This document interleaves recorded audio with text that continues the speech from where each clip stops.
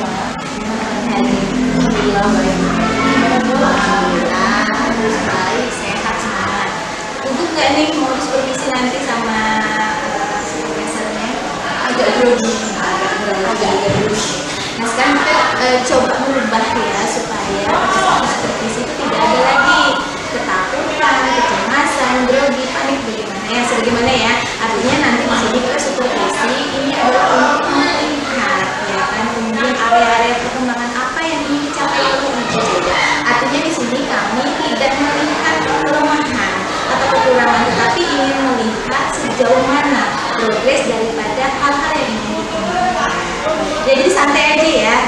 Nah kemarin kan sudah ada jadwalnya, kemudian sudah kami bagikan juga lembaran observasi ini kan ya, sudah dipahami ya. Jadi nanti kita sebelum pelaksanaan di kelas observasi, berarti ada praknya.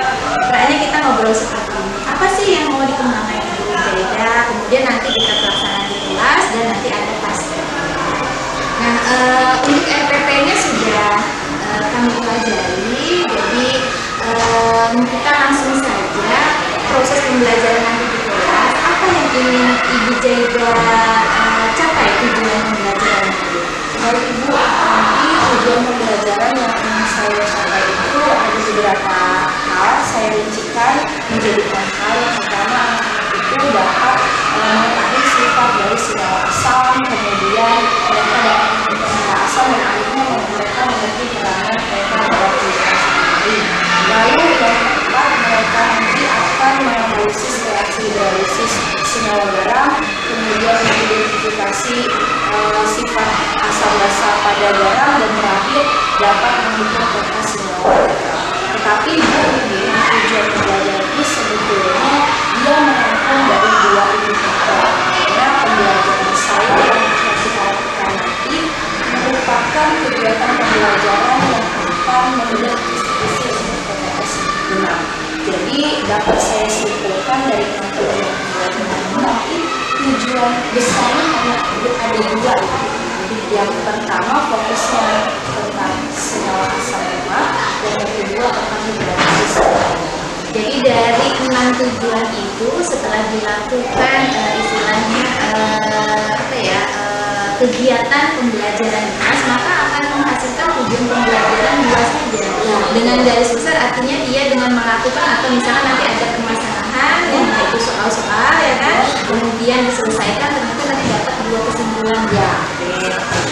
Nah sekarang dari tujuan pembelajaran itu Ibu Jaida, area pengembangan diri apa yang ingin Ibu Jaida observasi dari teman-teman?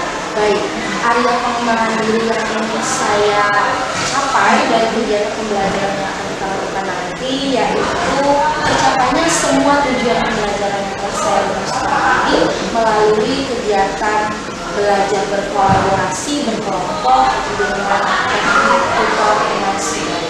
Oke, jadi area pengembangannya Ibu Jaida ingin anak-anak memahami konsep-konsep tadi dari tujuan pembelajaran itu melalui kegiatan belajar, di mana di sini kegiatan belajarnya tidak seperti biasa ya kelompok-kelompok biasa, tetapi ada yaitu kegiatan tutor teman sebaya. Nah untuk strateginya nih, kan berarti kalau sudah punya tujuan ingin dicapai ada strateginya. Apa aja strateginya?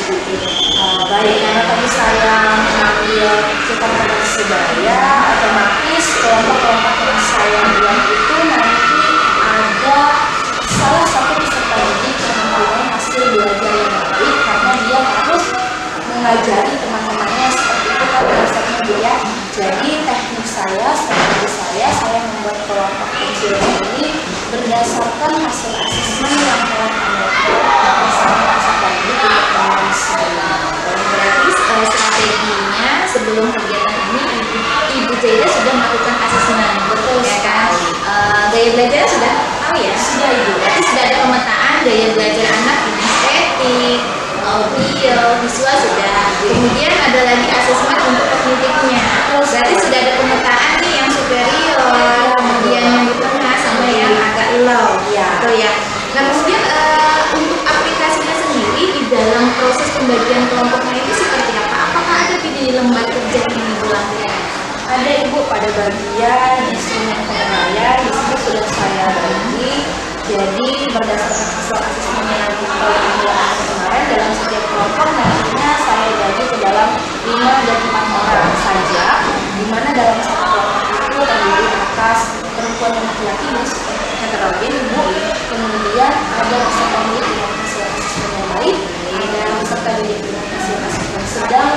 ada terkait dengan hasil asesmen yang kurang. Jadi keheterogenan baik itu kognitifnya maupun gaya belajarnya ibu komunikasikan di dalam suatu kelompok kecil. Oke, berarti ini kayaknya kalau udah dilihat ini solusinya ya untuk observasi nanti. Insyaallah. Mudah-mudahan apa yang ingin dicapai oleh Ibu Jaidah melalui proses pembelajaran, terutama mencapai tujuan melalui area-area penggunaan dalam pembelajaran. Amin. Oke, bismillah ya. Bismillah. Oke, terima kasih Bu Jaidah. Nanti disiapkan saja jam ke-5 ya. Jadi siap. Oke Bu Jaidah, terima kasih untuk catatan nanti akan kami tambahkan di dalam. Terima kasih kembali. Dadah, assalamualaikum.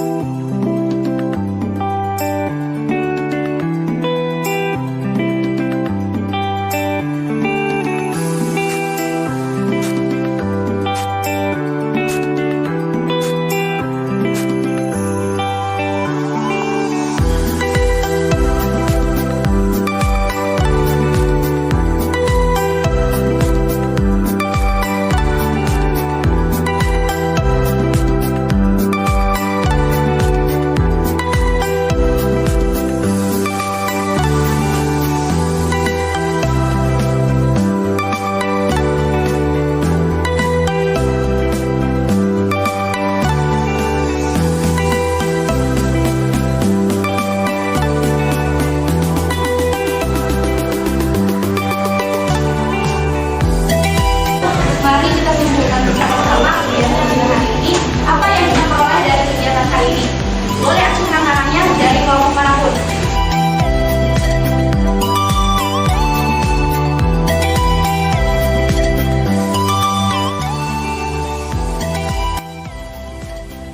Menurut Ibu Jaidah sendiri, apa tujuan kita di sini? Menurut saya tujuan kita di sini adalah untuk mengevaluasi kegiatan pembelajaran yang saya lakukan.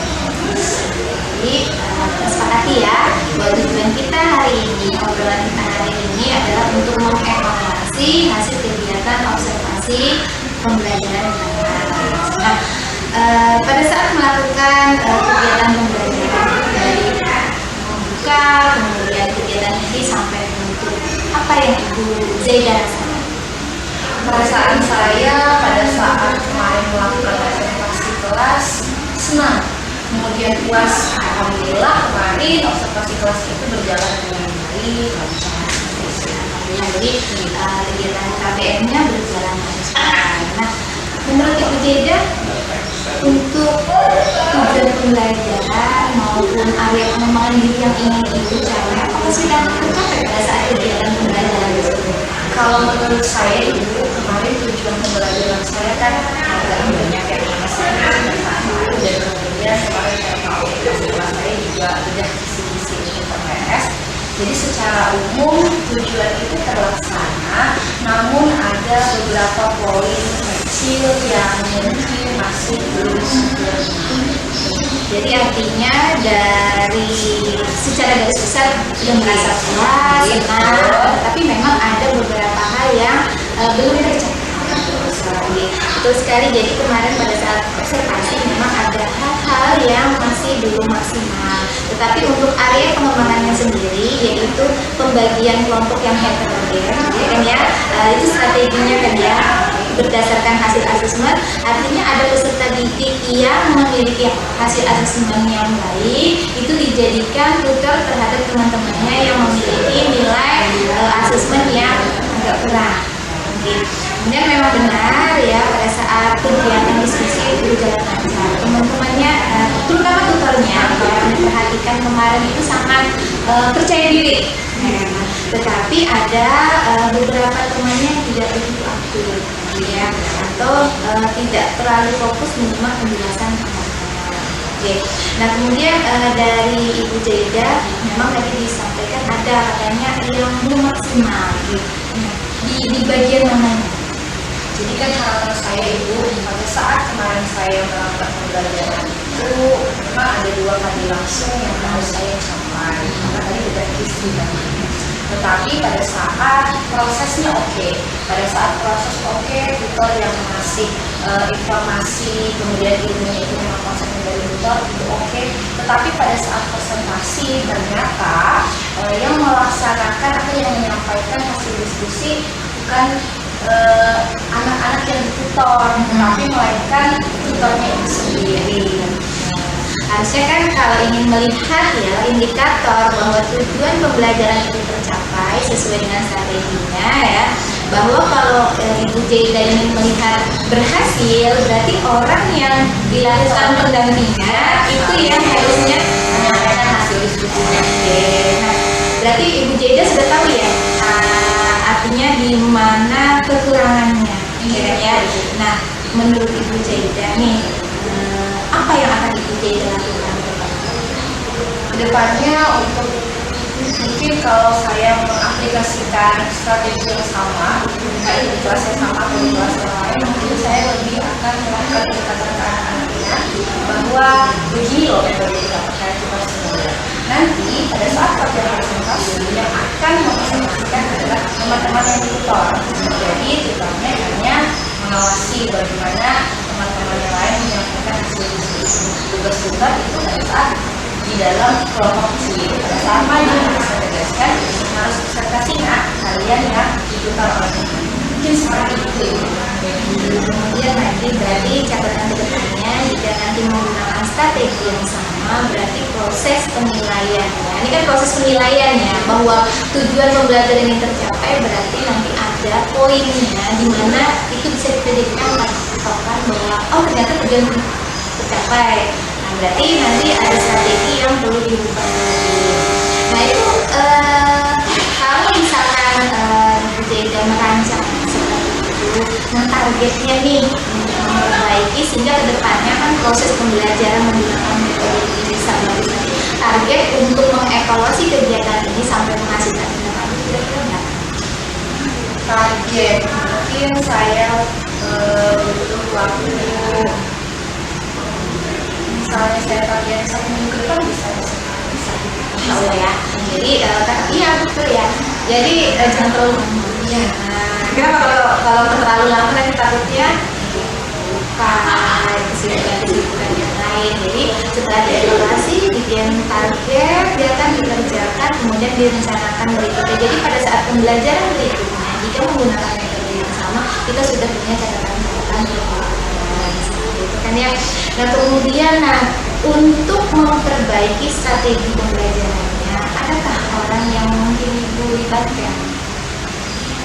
Masih seperti itu ya Bu ya, terutama guru yang mata pelajarannya sama dengan saya, misalnya juga. Jadi ada memang orang-orang yang dilibatkan untuk memperbaiki atau untuk membuat rencana kedepannya. Jadi ada rekan sejawat, siapa lagi kira-kira Ibu yang bisa dilibatkan? Saya Ibu Nur Alina, untuk IPA juga, beliau jadi ada memang orang-orang yang bisa dilibatkan dalam proses evaluasi, kemudian rencana tindakan. Nah kemudian lagi Ibu, sebenarnya dalam proses pembelajaran Ibu Jeda itu untuk pengelolaan sosial emosional itu sudah apa Ibu? Ya, artinya Ibu memberikan apresiasi, kemudian memberikan penguatan kepada anak itu sudah jelas. Akan tetapi memang karena jam siang kan ya, jam siang, jadi anak-anak itu ada beberapa yang agak ngantuk sepertinya. Cuman memang dari Pianya itu sudah memberikan umpan-umpan di mana itu yang membuat mereka menjadi bersemangat. Contohnya, kenapa makan cuka? Nah, tapi nanti kedepannya mungkin ya bisa lebih dibuat apa ya, istilah seperti ice breaking. Baik kan ya. Jadi ada kegiatan ice breaking yang membuatkan konsentrasi mereka itu bisa menjadi fokus kembali. Jadi untuk aspek-aspeknya pengelolaan sosial emosional itu sudah nampak, kemudian pembagian kelompok heterogennya juga sudah terlaksana dengan baik. Tapi kemarin itu ada yang banyak, ada yang sedikit ya, ada yang cuma 3, ada yang 4, ada yang 5. Kemarin itu ada yang nggak masuk. Oke. Jadi memang berkurang untuk anggota kelompoknya. Nah, untuk dari Ibu Jeda sendiri nih, setelah kita evaluasi kegiatan observasi kemarin, apa yang bisa Ibu simpulkan? Nah, yang bisa saya simpulkan bahwasanya benar bahwa suatu kegiatan pembelajaran itu harus mempunyai rencana yang baik, sintak-sintak yang jelas, sehingga pada saat saya ataupun guru itu melaksanakan kegiatan pembelajaran itu bisa mencapai tujuan pembelajaran itu sendiri. Jadi seorang guru sebelum proses pembelajaran tentu harus merencanakan pembelajaran dengan baik sehingga tujuannya itu dapat tercapai. Dan bisa ditambahkan lagi ya, kalau sudah tercapai memang harus ada kegiatan refleksi. Nah, jadi kemarin itu karena kemarin terkendalanya azan ya. Nah, jadi azan, jadi kemarin itu untuk proses refleksinya itu sangat singkat biasanya karena terjadinya azan, ya kan, azan waktu azan. Jadi nanti ke depannya pun bisa dimaksimalkan kembali. Ya. Artinya apa? Di manajemen waktunya itu benar-benar diperhatikan. Dan lagi yang mau disampaikan yang ini nanti ke depannya lebih dikembangkan kembali dari strategi ini menurut Ibu Jeda.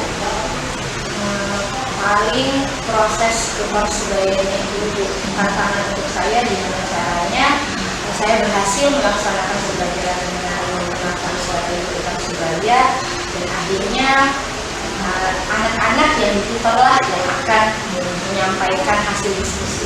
Paling itu saja tantangan. Jadi nanti ke depannya setelah kegiatan pas observasi ini mudah-mudahan Ibu Jeda bisa menuliskan kembali, merefleksikan kembali ya kan area perkembangan apa lagi yang ingin dikembangkan, kemudian bagaimana tindak lanjutnya, nanti dan siapa saja yang akan bisa membantu atau yang dilibatkan sehingga ke depannya proses KBM itu bisa berjalan lebih maksimal. Puas? Alhamdulillah puas. Enak ya kalau kita sharing seperti ini, artinya kalau misalnya ada kendala-kendala itu bisa diselesaikan dan ada kekurangan di mana kita bisa menemukan solusi. Jadi Jeda itu aja ya untuk kegiatan kita pasca observasi ini, mudah-mudahan ke depannya lebih maksimal lagi dalam proses kegiatan belajar. Terima kasih Bu Jeda. Luar biasa sekali Bu Jeda sama Bu Hema, dimana di sini kan mensimulasikan pasca observasi pembelajaran di kelas.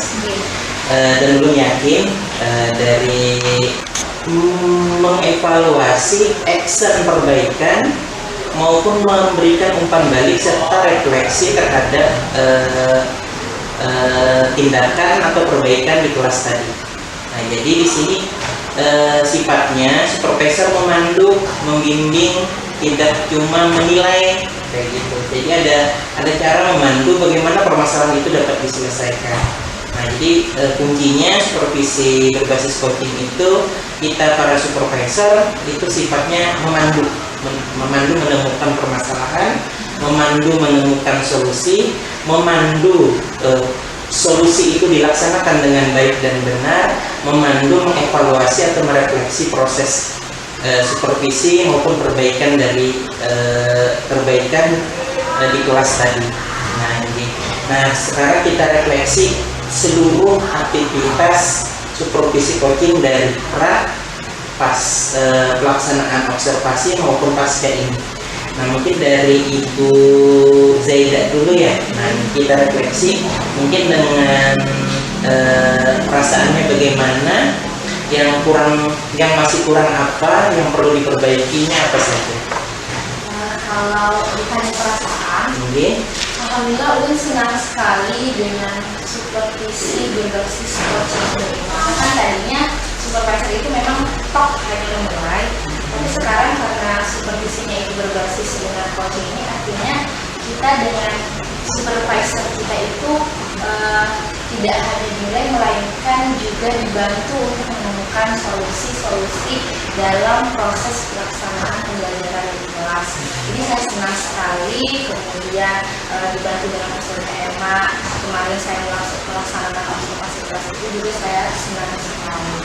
Yang mau saya perbaiki mungkin seperti yang saya katakan sebelumnya, ternyata tujuan pembelajaran saya itu memang tercapai, tetapi metode atau strategi yang saya ambil dengan teman sejawat tadi masih ada sedikit yang miss, yang seharusnya pada saat presentasi disampaikan oleh teman peserta didik yang tutor, tapi pada realitanya kemarin tetap yang presentasi malah tutornya. Jadi kekurangannya mungkin ada di situ, pendekatan saya mungkin kurang ke anak-anak, sehingga anak-anak juga terjadi miss dengan saya, menganggapnya tutor harus presentasi, mungkin seperti itu secara tidak langsung mereka mempunyai anggapan seperti itu. Oke, baik. Terima kasih Bu Zaida. Sekarang kami mintakan ke Bu Emma refleksi dirinya dari proses, mungkin dari persiapan pra, saat observasi maupun pasca sekarang ini, bagaimana perasaannya, apa yang masih kurang, dan strategi apa yang mau dilakukan untuk memperbaiki kemampuan melakukan supervisi berbasis voting. Terima kasih Pak Ija. Jadi dari perencanaan kemudian pra kita berkomunikasi dengan beliau sehingga kemudian pelaksanaan sampai hari ini proses pembicaraan pasca ini alhamdulillah memang luar biasa. Biasanya betul apa yang disampaikan ya, artinya dalam proses supervisi itu biasanya hanya dipanggil, diberi jadwal, nanti Bapak Ibu nanti ada jadwal supervisi ya, tolong disiapkan. Nah itu biasanya di lapangan seperti itu. Tetapi di sini pada saat saya menjadi observer ya, atau menjadi supervisor, pada saat kita sebelum pelaksanaan ini melakukan diskusi, kemudian pada saat pelaksanaan ini kita sudah menemukan chemistry-nya, kemudian pada saat di akhirnya itu, jadi perasaan untuk kegiatan ini justru semakin semangat, senang, dan tidak ada rasa kekhawatiran. Nah, tetapi memang tantangan atau yang perlu saya perbaiki lagi di sini, kalau untuk perencanaan insya Allah itu matang. Akan tetapi memang ada hal-hal yang perlu saya tingkatkan. Kenapa? Karena untuk menjadi seorang observer, kalau menilai itu mudah. Nah, akan tetapi di sini supervisi berbasis coaching ini kan supervisor ini adalah untuk memandu, ya kan, menemukan permasalahan, kemudian memandu untuk memunculkan solusi. Nah itu yang menjadi tantangan bagi saya Bapak. Dalam artian ini adalah kemampuan berkomunikasi saya itu masih kurang, terutama dalam menggali potensi yang kita supervisi. Gitu. Tetapi kalau kemampuan, kalau kita melihat bahwa dalam proses coaching itu kan kemampuan sebagai pendengar baik, itu insya Allah saya sudah mampu. Artinya sudah menjalin kontak mata, kemudian mendengarkan apa yang disampaikan, itu sudah terjadi. Tetapi memang kekurangannya adalah mencari kata-kata atau mencari bagaimana sih caranya menggali nih informasi sebanyak-banyaknya dari yang disampaikan. Nah, itu yang masih menjadi catatan ke depannya. Jadi mungkin strategi ke depannya untuk menjadi seorang supervisor untuk melakukan supervisi ini adalah bagaimana kita itu harus benar-benar bisa menggali, kemudian memberikan pertanyaan-pertanyaan sehingga orang yang ditanya ini paham, mampu mengeluarkan potensi, karena kita kembali bahwa guru itu adalah aset daripada sekolah. Jadi permasalahan yang muncul itu dari beliau dan solusi yang dimunculkan pun dari beliau. Nah, jadi seperti itu. Baik, luar biasa. Banyak, belum ini sangat banyak pelajaran dari aktivitas kita ini. Mudah-mudahan menjadi perbaikan buat diri kita maupun buat sekolah, dan harapannya yang jelas untuk dapat memfasilitasi anak-anak kita menjadi lebih baik. Oke, belum akhiri sesi kita di bagian pasca observasi dari supervisi berbasis voting ini. Mudah-mudahan berkah, minta halal, minta ridho. Salam kenal sama Bu Zaida, sama Ibu Tias. Jadi kami akhiri. Assalamualaikum warahmatullahi wabarakatuh. Waalaikumsalam.